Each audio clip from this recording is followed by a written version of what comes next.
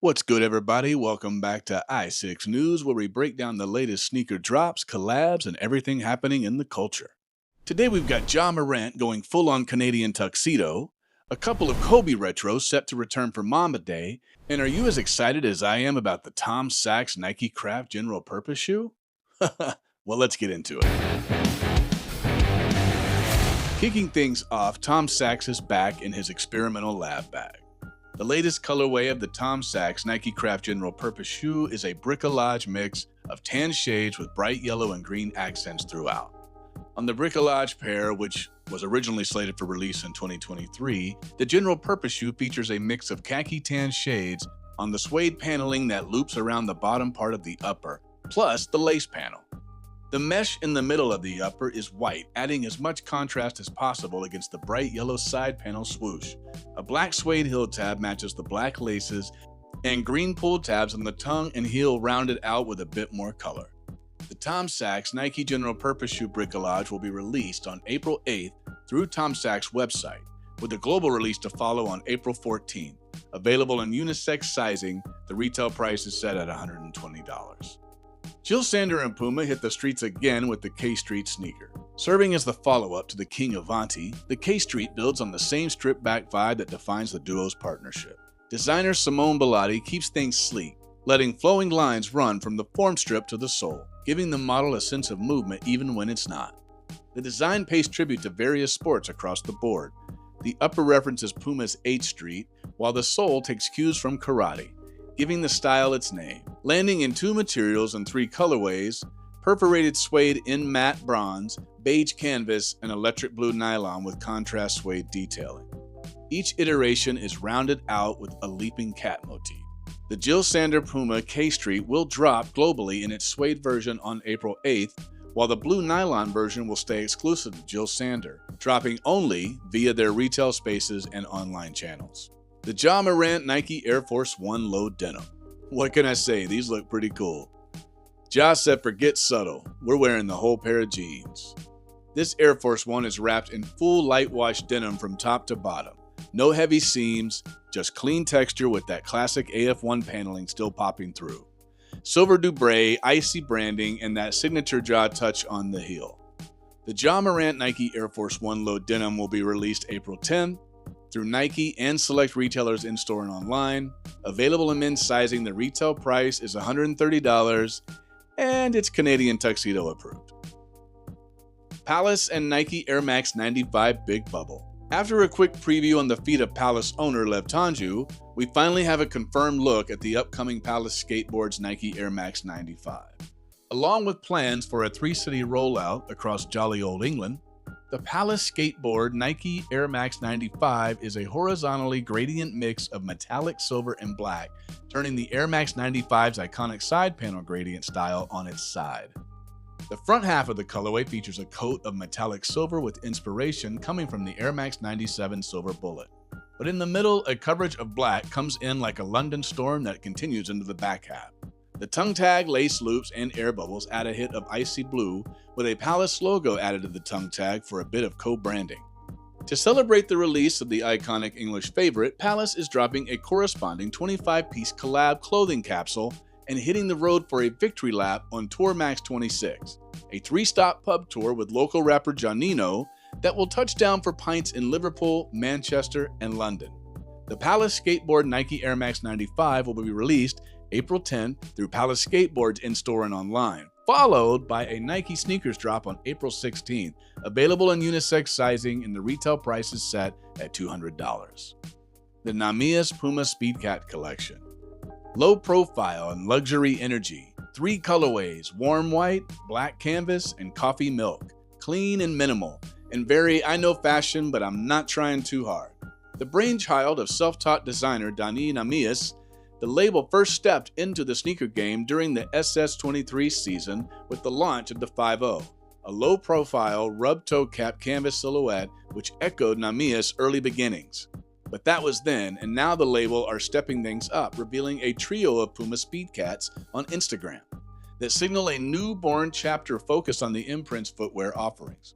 Dropping in a trio of tan suede, white, and black, each silhouette highlights a contrasting form strip and overlays for a rugged touch. Traditional flat laces are replaced with hiking-style cords, which are tipped and stamped with the word Miracle, referencing the collection's title. Rounding things out, branding includes the Nahmias logo printed on the heel and tongue, alongside Puma's signature motif. The Puma Speedcat Nahmias Coffee Milk will release on Friday, April 10th for $160. The Nike Kobe 11 Protro Mamba Day. Numbers everywhere, this pair tells Kobe's story through stats and dates, stitched into the upper. Designed by Eric Avar, the legendary Nike designer who had his hands in most of Kobe Bryant's signature sneaker line and other classic designs in the brand's catalog, the Nike Kobe 11 originally released during Bryant's last season in the NBA. The pair is a low-cut build with fly-knit material on the upper, full-length lunar cushioning, and Zoom Air in the heel. During the sneaker's original run from 2016 to 2017, the Kobe 11 was released in dozens of colorways, but one of the pairs returning in 2026 will be the Mamba Day colorway. During Kobe's last game in the NBA, Nike offered a Nike ID, now called Nike by You, version of the Nike Kobe 11 that celebrated his legendary career using numbers.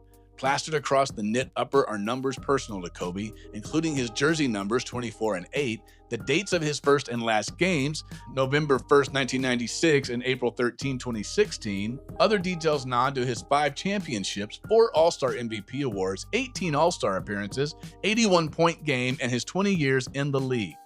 Fans could customize the words inside the tongue, but the base design featured Mamba and 413 on the left and right tongue, respectively.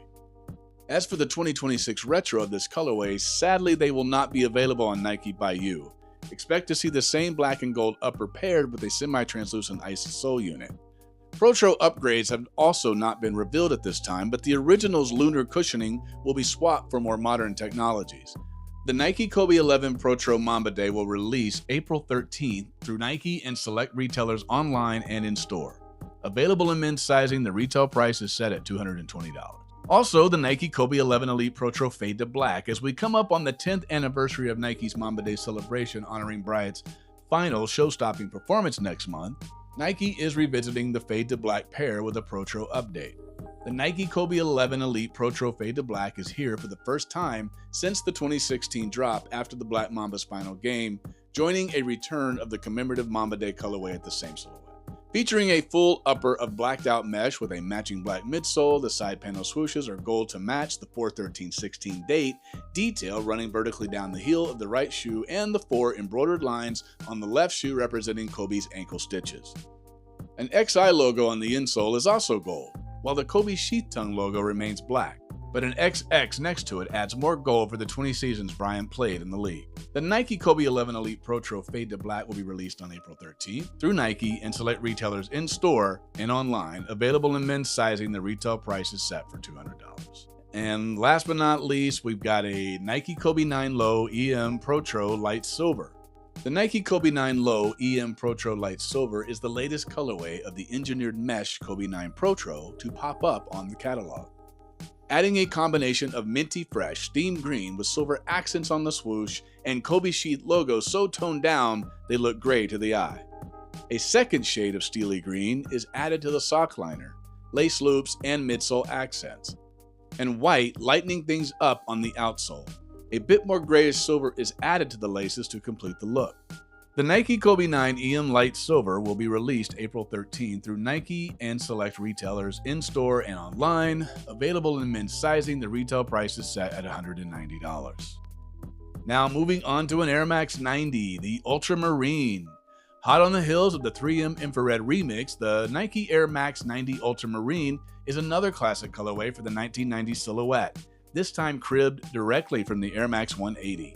Taking on the OG 1991 Ultramarine colorway, the Air Max 90 brings the 180 back in time of year for a referential mashup that works surprisingly well. Featuring creamy suede on the toe and side panel and gray leather on the lower side panels and lace protection, the toe box and tongue get white fabric just like the 180 with blue hits on the swoosh and sock liner, and the classic red accents on the tongue tag and surrounding the air bubble. The Nike Air Max 90 Ultramarine will be released in April, overseas through Nike and select retailers in-store and online, but as of now, there's no US release on the calendar. Available in unisex sizing, the retail price is set at $150. And that's going to do it for this episode of i6 News. Let us know in the comments which pair you're trying to cop, as well as like the video and subscribe to the channel if you haven't already, and we'll see you in the next one.